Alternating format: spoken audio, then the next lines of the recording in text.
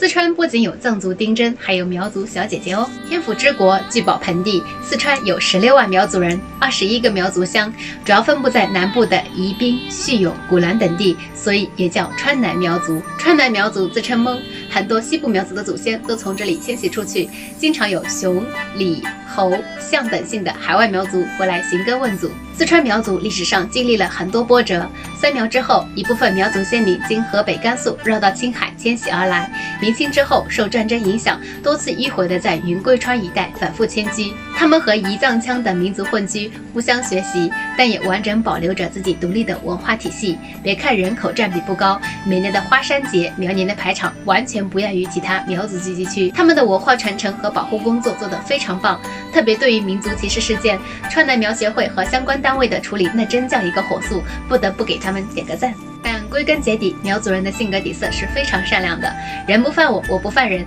只要互相尊重欣赏，苗家人都会以极大的热情，一杯好酒，一首飞歌等你来。